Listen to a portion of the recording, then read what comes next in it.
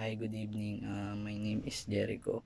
Our topic for today is how to consequentially framework as guide arrive ethical decision making in relation to the assigned case.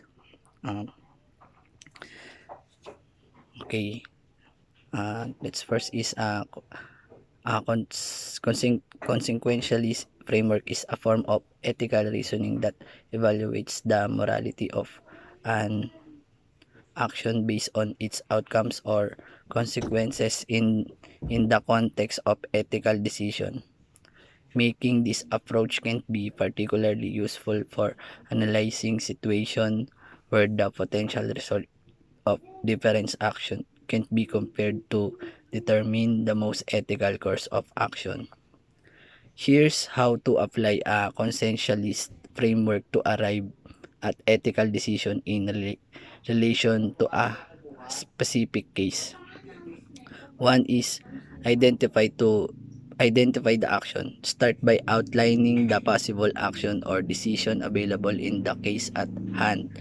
This includes any alternative courses of action that could be taken. To determine the stakeholders, identify who will be affected by each of the action.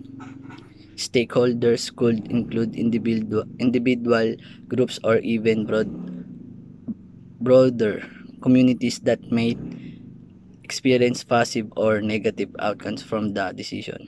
3. Evaluate consequences. For each action, assess the potential outcomes. This involves predicting the short-term and long-term effects of each choice and determine which consequences are beneficial and which are harmful. 4. Quantify the impact.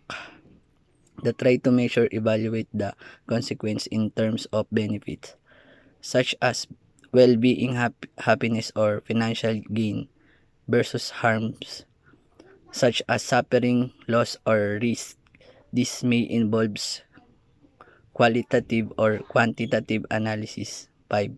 I make a decision based on the evaluation of consequence. Choose the action that produce the greatest net benefit or the less harm overall for the stakeholders involved in the cases.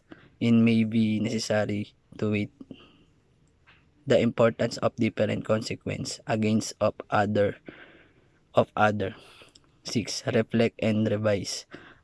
After deciding on the course of action, reflect on decision and its outcomes. Once implemented, if the result do not align with the ethical expectation or if unforeseen negative consequence arise be prepared to modify the approach or action. In summary, using consequence framework allows decision making to focus on the outcomes of their action, aiming for greatest good for the greatest number. This method emphasizes premag, premag, prema, prag, pragmatism and to evaluate of the application of choice made in ethical dilemmas. Thanks. That's all. Thank you.